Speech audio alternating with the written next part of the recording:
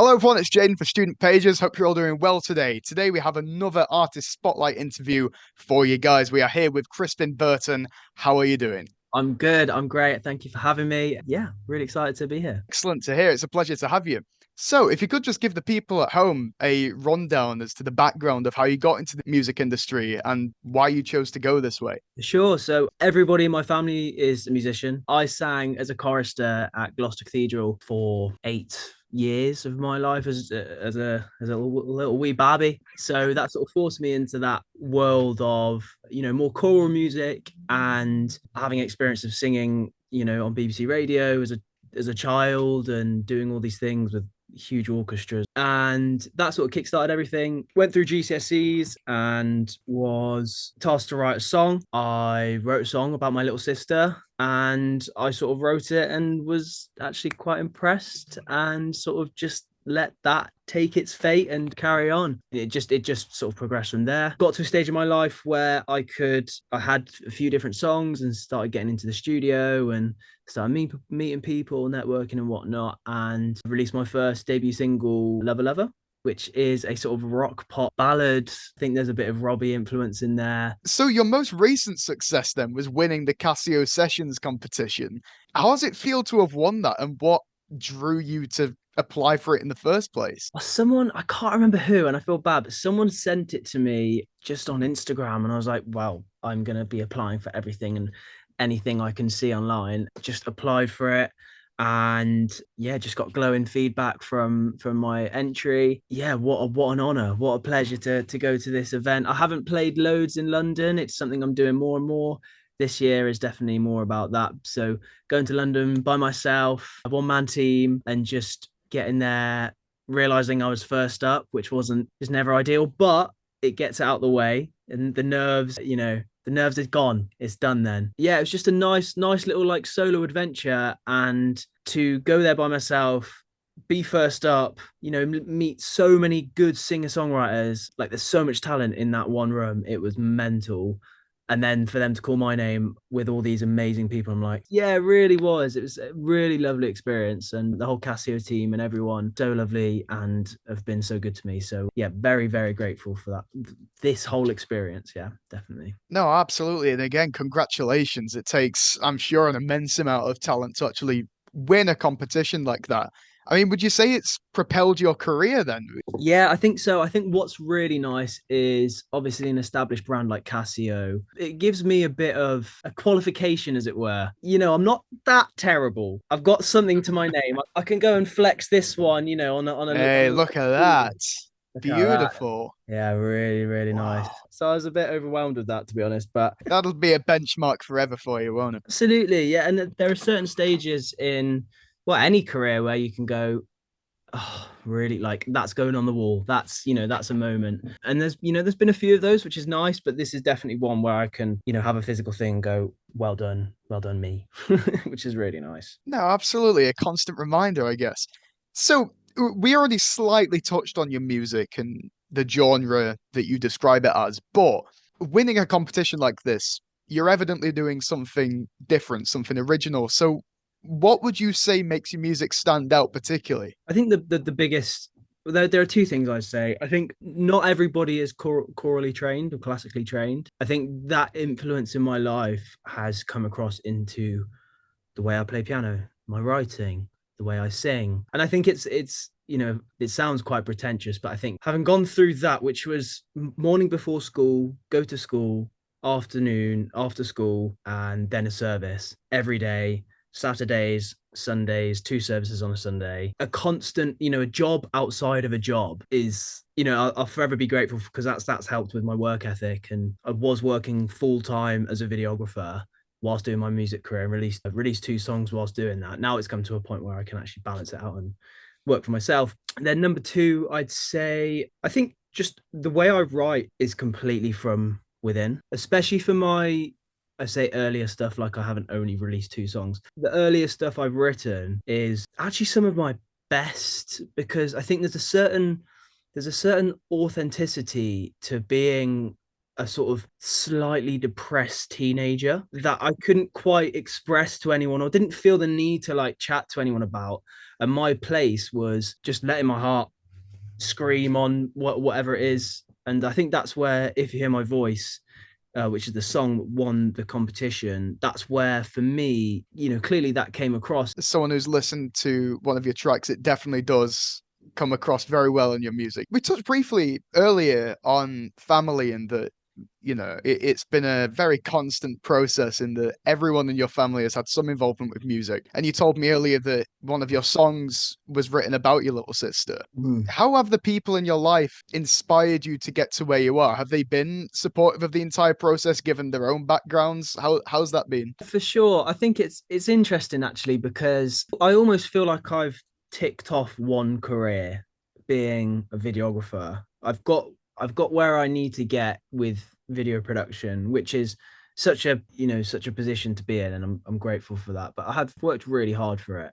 But I think the transition going from full-time working as a videographer to going part-time to then completely quitting at the start of this year. I think that was probably the most where there was a part where it's like, well, I've got a safe job, I've got an income, I've got a job I like, I'm in a privileged position. Why would I go and just throw that away? And I think there was, internal conversations in my own head and, just with family and whatnot. And I think the biggest thing was as soon as I went from full time to part time, I gained about 30,000 followers on Whoa. Instagram. It was only one video that did it for me. And ironically, it was a video about the 2 days into college viral, 2 days into college. That went viral. So I did a version saying 2 days in the office, and that just went crazy. Oh, okay. There's a little bit of irony there, but yeah, it just proved to me that that it was the right decision, even just to go from full time to part time, committing that much more to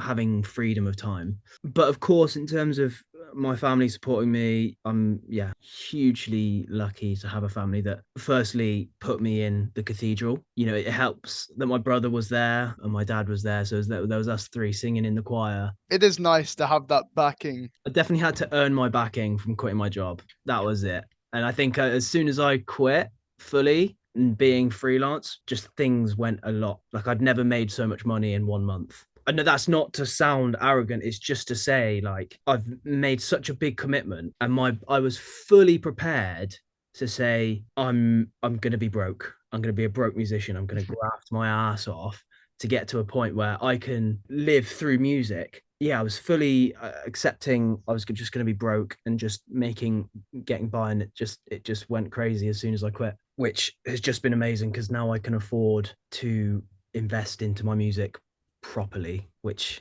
is the next sort of stage of Crispin. One thing I do want to touch on, because you mentioned to me that you feel you're only getting started, but we always like to talk about online criticism and bullying. And have you had any sort of exposure to that, I suppose? Especially given you had a viral video, like you mentioned earlier. Those are usually subject to some sort of Yeah, absolutely. keyboard warriors. That whole thing of online criticism, I do have this thing in the back of my head that's like, oh no, I've just spent a day working on this video and I feel bad because this person didn't like this little thing. And at the end of the day, I think I'm still in such an early position to feel like I've had hate, as it were. I mean, there's always a comment or whatnot, but it doesn't really bother me. Yeah, I find it more interesting than anything.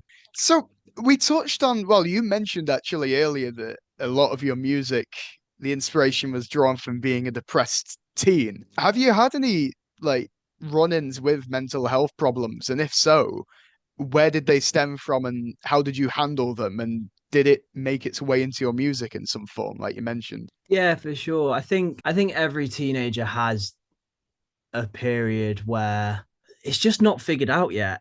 There's so much development and learning in those stages where you think you're an adult and but you're still not there. And there's so much going on where I think it looks like I was pretty damn depressed in 2000 whatever, but I don't necessarily remember it at the time, which I think is a pretty interesting concept. And actually, that might be a song idea there. I want credit now. I want credit. I Yeah, gave you the idea. get some points Writing on. this down, writing this down. I am getting royalties. I Yeah, am yeah. getting them. I love it. I love it. And I think now what's interesting is I'm co-writing and, meeting a lot more people and whatnot. Writing with different people brings us such a different dynamic for someone who's written for 6, 7, however many years by themselves. And it's always been up to me. And it's like, well, I like it. So it goes. That's something I've definitely struggled with in terms of creative outlook and, really truly being able to form my own opinion. I think the past year or two has been a bit of a journey of going, oh, I need to get this approved by everybody else I know, family, friends, and different industry people. And then there's this thing of like, right, tick, tick. Oh no, but this person didn't like this thing, and that changes my opinion. And now I don't know actually what I think about my own thing that I've written. Well, I nearly released a song probably about 8 months ago. I'm glad it is put on hold, but it was put on hold, but now it's still coming out. But it's that thing of doing it at the right Good. time. But that is sort of my thing at the minute, is just fully trusting and forming my own opinion. Giving me a really detailed response there because I think I've said this a lot when people have told me similar stories, but I will stand by the fact that I think it takes a very strong-minded and creative person to turn something like what you told me was really quite traumatic, to be honest. That sounds like an awful situation to have been in, but having the ability to turn that into something so beautiful is such an immense talent and an amazing outlet as well to have because not everyone has that, and I suppose it's such a gift, to have that creative outlet. I think it's really great that you managed to find that. We spoke about it a tiny bit. We keep touching on all my questions before we get to them. You're swindling me here. But social media, how would you describe your relationship with social media, and what advice do you have on building a career in music using it as a tool? Yeah, it's like a love-hate relationship, honestly. Like what is interesting for my story, I guess, like as a professional videographer, I've got that side of video production. So it's like, well, actually I can use music and video, put them together and then, have more sort of, I guess, like higher quality videos that take longer to make. I think the thing is with social media, it's I've had a few videos that have blown up, but I always look at the past and go, oh, why didn't I do this? Why didn't I do that?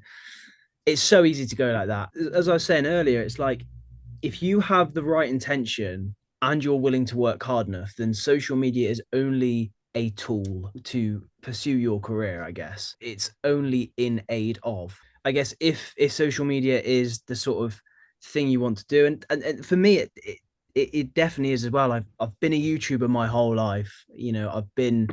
I made some crazy videos back in there, but I do like being in front of the camera. I also like being behind the camera. So it's for me, I'm lucky that my passion is video and music. That is literally what social media is. And you're so lucky with the YouTube as well that you actually made content with you in it that people liked. Because when you get yourself stuck making videos on a minion game made for children for 11 years, it starts to drive you a bit crazy. So you should thank yourself lucky you didn't end up doing that.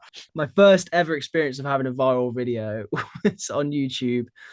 It got 1.3 million views. I was 12 or 13, and it was the time where the condom challenge was popular. You fill a condom with water, you drop it in your head and someone else's head, and that was the whole challenge. Oh, yes. Yes, I So remember. I Mhm. was pursuing trying to do that, and I ordered them on Amazon, and I had a friend coming over to come and film the video, and then the condoms didn't arrive in time.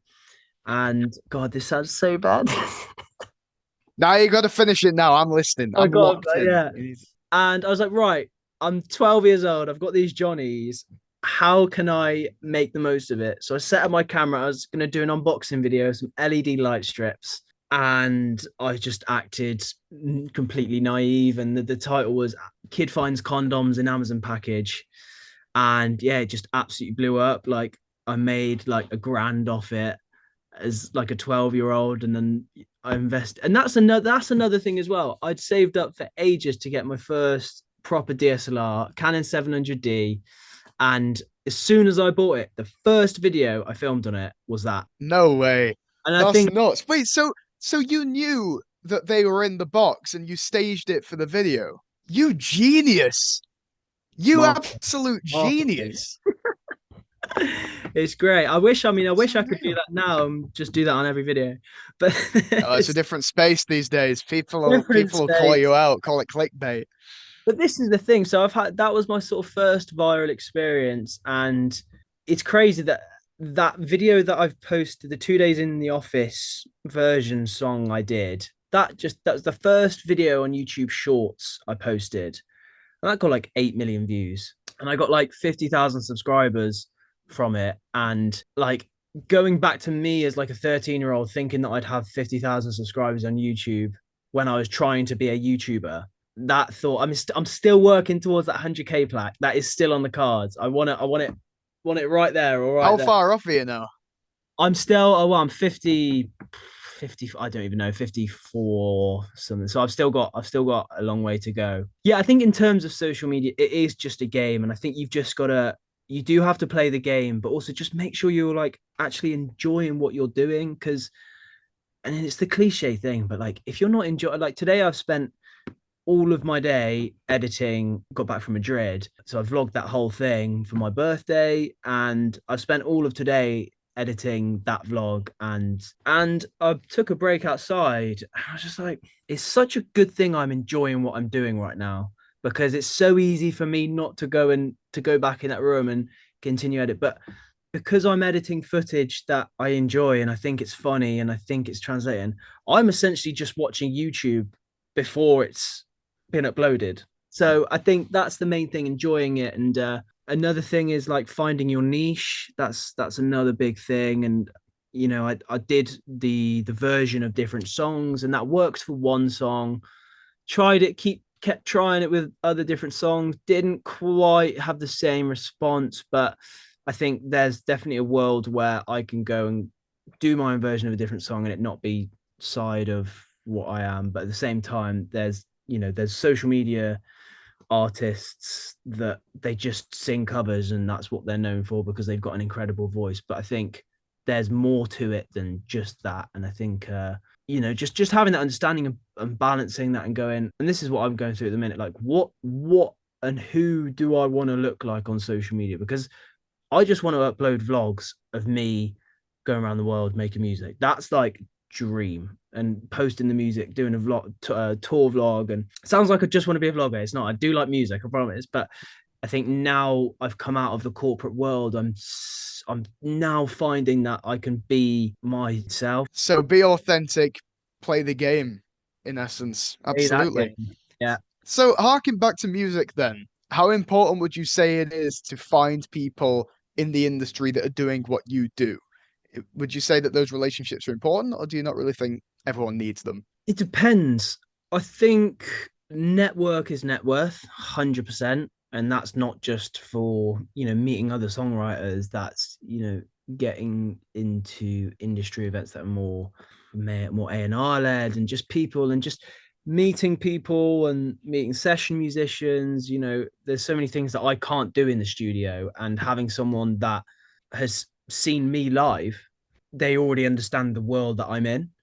So I think that's an important thing. But as well, I've been to a few networking events these past couple of months, and the people I've met has just been just crazy, just from being there and just talking and networking and proving myself a little bit. There was an event that Charlie Roxburgh put on called The Connective. Super, super good event.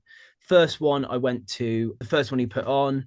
Loads of cool people there, YouTubers, influencers, streamers, musicians, loads of people. And I turned up just on my own again, solo mission, took my camera, just grabbed loads of snaps just to send to Charlie. And yeah, I didn't have any intention. I just wanted to meet people and do a favor and do whatever. And then he asked me to play on the next one. Wow, awesome. Yeah, so then I played on the next two gigs of the Connective, and being able to play to the people that I'd met a couple months before and just say, well, actually, like I do this as well. I met Angus Parkin, Goose, as he's referred to, incredible songwriter, and he performed at the first one. And we've had a few writing sessions now. I have a big, big project coming this year, and it's going to be the biggest project of my life, and I truly believe it's going to change my life. So if you're excited for new music and good vibes, then follow along, because soon enough there will be some music from me to you. Absolutely amazing. Beautiful. Well, thank you very much, Crispin, and I do wish you the very best of luck with everything. Been a wonderful chat. Congratulations again on the Casio Sessions win. Brilliant. Thank you so much. I really appreciate it. Absolutely anytime. Thank you.